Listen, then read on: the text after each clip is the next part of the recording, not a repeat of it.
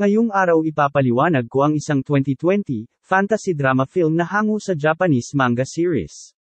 Ito ay pinamagatang The Promised Neverland. Nagsimula ang pelikula sa pagbangon ng 11 taong gulang na batang babae na nagngangalang Emma, isa-isa niyang ginising ang mga batang kasama niyang nakatira dito. Nakatira sila sa isang napakalaking orphanage na tinatawag na Gracefield House, na kung saan ang lahat ng kanilang pangangailangan ay nakahanda na. Dito ay inaalagaan sila ng isang babaeng nagngangalang Isabela.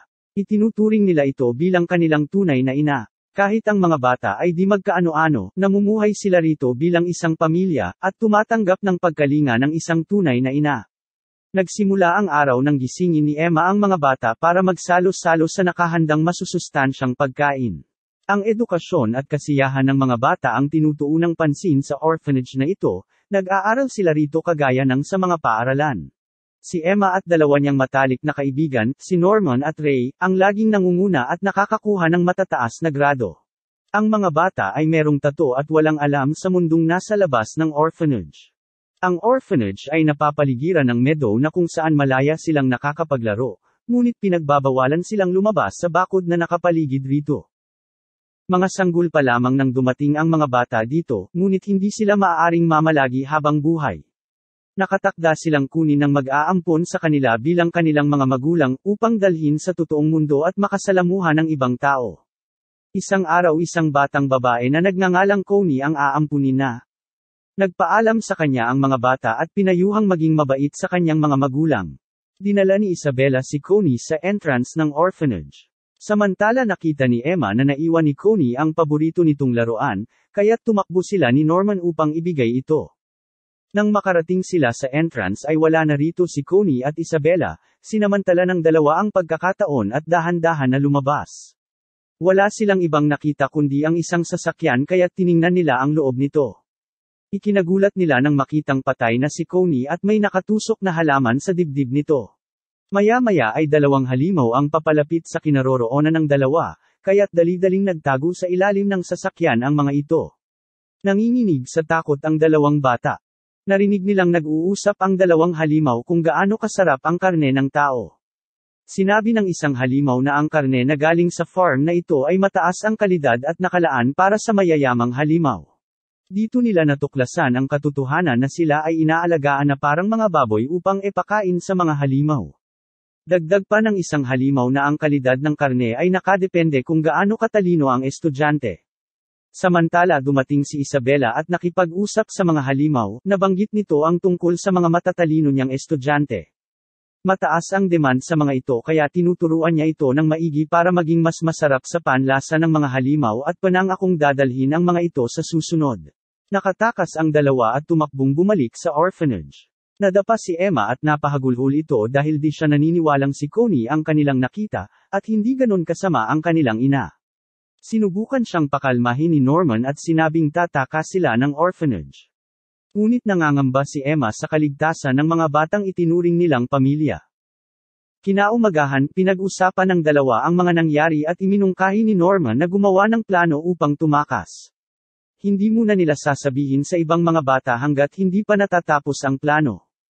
Nagdesisyon silang tawirin ang bakod upang makita at kung ano ang nasa labas nito. Habang naglalakad sila sa kagubatan ay narating nila ang isang pader, mataas ito at hindi nila kayang akyatin. Kung kaya't nagpasya ang dalawa na bumalik na lang muna. Samantala isang batang babae na nagngangalang Nayla ang nawala sa kakahuyan, tumingin si Isabela sa kanyang orasan at naibalik ito sa napakaiksing oras lamang. Nakita ito ni Emma at Norman, doon nila napagtantong isa itong transmitter kaya alam ni Isabela kung nasaan ang bata. Pagbalik ng bahay ay nakita ni Emma ang drawing at nalungkot nang maalala si Connie. Sumunod na araw bumalik si Norman at Emma sa pader at sa pagkakataong ito ay dala nila ang kanilang mga kakailanganin para maakyat ang bakod. Sa di inaasahang pangyayari nahuli sila ng best friend nilang si Ray, na nagdududa na pala sa kanilang mga ikinikilos. Ipinaliwanag nila kay Ray ang buong katotohanan sa orphanage at ang kanilang mga nasaksihan. Mabilis namang naniwala si Ray at sinabing kailangan na nilang makatakas sa lalong madaling panahon. Ngunit hindi pumayag si Emma na iwanan ang mga bata at hayaang kainin ng mga halimaw. Kinagabihan ipinakilala ni Isabela sa mga bata ang kanilang bagong tagapag-alaga. Si Krone. Ang pagdating ni Krone ay nagpahirap sa grupo upang makatakas. Nag-usap si Krone at Isabela tungkol sa natagpuang manika ni Connie, at sinabi nitong may alam sina Ray, Norman at Emma sa totoong motibo ng orphanage. Ngunit kumpiyansa siyang hindi tatakas ang mga ito. Nag-usap ang tatlo at sinabi ni Norman na sa tingin niya ay isa sa mga bata ang espiya ni Isabela, kaya't nalaman nito ang tungkol sa kanila. Kung totoo iyon ay alam nilang isa sa mga nakatatanda ito. Nagdesisyon ang grupo na sabihin sa dalawang nakatatanda na si Don at Gilda ang katotohanan sa orphanage. Sa umpisa ay di makapaniwala ang dalawa ngunit kalaunay nagdesisyong tutulungan sila. Sinabi ni Norman kay Ray at Emma na magkaibang lokasyon ng lubid ang sinabi niya sa dalawa, kapag nawala ang isa rito ay malalaman na nila kung sino ang espiya. Sumunod na araw ay nawala ang isang lubid kaya't natuwa si Ray at Emma dahil nalaman nila kung sino ang espiya. Ngunit sinabi ni Norman na ang dalawang lubid ay patibong para kay Ray, itinuro niya kay Ray ang peking kinalalagyan ng lubid at si Ray ay nahulog sa patibong na ito. Inamin ni Ray na matagal na niyang alam ang katotohanan sa orphanage. Ngunit alam niya ring di siya makakatakas. Hinarap niya noon si Isabela ngunit sinabi nitong kahit anong mangyari ay ibibigay pa rin siya sa halimaw. Kaya't pumayag siyang maging espiya nito upang hindi muna siya ibigay sa halimaw. Nangako naman si Ray na hindi niya sasabihin kay Isabela ang planong pag-akyat sa pader gamit ang lubid. Pinaniwalaan naman siya ni Norman na hindi tapat kay Isabela. Ibinunyag rin ni Ray ang kanyang mga planong pagtakas, sa katunayan siya ang nagnakaw ng manika ni Connie upang malaman nilang dalawa ang katotohanan at sumubok ring tumakas. Pumayag si Norman na maging double spy si Ray at pinanatili sa grupo. Kinagabihan nagsinungaling si Ray at sinabing balak lasunin ni Norman ang pagkain ni Isabela. Nagpasalamat si Isabela ngunit sinabi nito kay Ray na ang pagkuha sa kanya ay nalalapit na. Sumunod na araw habang pinag-uusapan ng 5 bata ang planong pagtakas ay narinig sila ni Krone. Subalit imbes na magsumbong ay sumama ito sa kanila, sapagkat si Krone pala ay estudyante ring kagaya nila. Nais ni Krone na maalis si Isabela upang siya na ang maging tagapag-alaga ng orphanage. Kaya tutulungan niya ang mga bata na makatakas. Kinagabihan binisita ng grupo si Krone sa kanyang kwarto. Dito niya ikinwento sa mga bata ang tunay na nangyari sa mundo. Sa loob ng 1,000 taon ang mga tao at halimaw ay nasa digmaan. Pagkatapos ng mahaba at madugong labanan na pagkasunduan ng dalawang panig na huwag ng pakialaman ang bawat isa. Gumawa sila ng kasunduan at tinawag itong The Promise. Nakasaad dito na mamumuhay sila sa magkahiwalay na mundo. Ang ibang mga tao ay naiwan sa mundo ng mga halimaw kung kaya't nabuo ang mga breeding farms. Sa pagkain ng mga matatalinong tao na pipigilan ng mga halimaw na maging walang isip na halimaw. May benepisyo rin ito sa mga tao dagdag pa ni Krone. Sa pagsakripisyo ng ilan ay napapanatili ang kapayapaan ng mundo. Kinaumagahan tinanggal ni Isabela si Krone sapagkat nalaman nito ang kanyang intensyon. Habang papaalis nakita ni Krone ang kanilang matandang supervisor at ipinakain siya nito sa halimaw bilang parusa. Tinuloy na ng mga bata ang kanilang plano, pumunta si Norman at Emma sa pader habang nakikipag-usap naman si Ray kay Isabela. Si Don at Gilda naman ay nagmamasid sa kanila. Sa kasamaang palad na bigo ang kanilang plano ng ikulong ni Isabela si Ray sa isang kwarto at hinabol si Norman at Emma. Inabutan niya ang dalawa malapit sa bakod, iginiit nitong ibinigay niya sa kanila ang kanilang mga pangangailangan sa buhay kaya't kailangan nilang tanggapin ang kanilang kapalaran. Sinubukang pigilan ni Emma si Isabela ngunit binali nito ang kanyang paa, at sinabi niya kay Norman na bukas na ang huling araw niya sa orphanage. Kinagabihan nagpulong ang grupo. Nag-aalala sila kay Norman nang sabihin nitong masaya itong mamamatay kung kapalit ay kaligtasan ng mga nasa orphanage. Habang natutulog ang kanilang mga kasamahan, nakita ni Norman ang kakaibang ballpen sa kanyang drawer. Ito ay itinago ni Krone upang tulungan silang makatakas. Kinaumagahan gamit ang lubid ay inakyat ni Norman ang pader ngunit isang talampas ang bumungad sa kanya. Hindi niya ito kayang tawirin kaya't bumalik na lamang siya upang tanggapin ang kanyang kamatayan. Kinabukasan ay nagpaalam na si Norman kay Emma at Ray.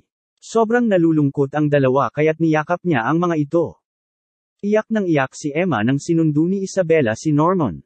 Laking gulat ni Norman nang dalhin siya nito sa isang lalaki at sinabi nito na siya ang tagapagbantay sa dalawang mundo.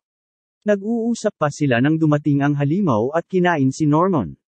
Ilang buwang nagpagaling si Emma sa kanyang depresyon at injury. Nawala na sila ng pag-asa at kinalimutan na ang planong pagtakas. Araw-araw silang binabantayan ni Isabela at natuwa itong nakokontrol na sila. Makalipas ang 2 buwan nakatakda nang ibigay si Ray sa halimaw. Kinagabihan binisita siya ni Emma para sabihing may pag-asa pa silang makatakas, ngunit buo na ang desisyon ni Ray na susunugin ang orphanage.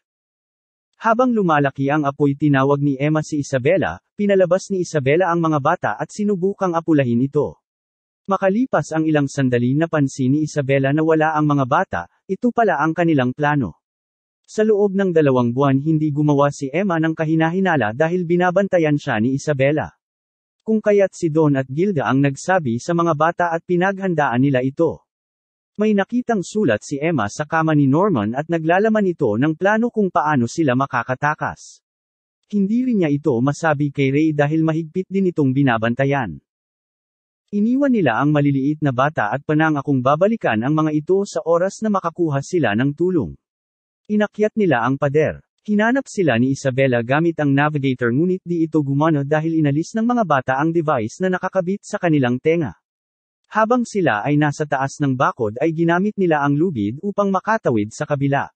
Si Emma ang pinakahuli sa kanila kaya't inabutan siya ni Isabela, at nagbanta itong puputulan ang lubid. Sinabi ni Emma na alam niyang mabigat sa loob ni Isabela ang pagpatay sa mga bata at gusto nitong makitang lumaki ang mga bata. Ngunit itinanggi ito ni Isabela at sinabing gusto niyang maibalik ang mga bata. Sinamantala ni Emma ang pagkakataon upang makatawid sa kabila. May pagkakataon rin si Isabela na putulin ang lubid, ngunit laking gulat nila nang hindi niya ito ginawa. Tiningnan lamang niya ang mga batang kanyang pinalaki na nasa kabila na, at ngumiti siya sa mga ito sa huling pagkakataon. Habang tinatahak nila ang kagubatan ay dito na sinabi ni Emma sa mga bata ang tungkol sa ballpen na iniwan ni Crone. Binuksan niya ito at may lumabas na liwanag, mula dito lumabas ang anyong ibon at ginabayan sila nito papunta sa syudad kung saan sila ay ligtas. Samantala nakatayo si Isabela sa harap ng matanda at tagapagbantay ng 2 mundo. Nadismaya ang mga ito sa kanya dahil hinayaan niyang makatakas ang matatalinong bata. Maya-maya ay lumapit ang isang halimaw at kakainin si Isabela bilang kaparusahan sa kanyang kasalanan.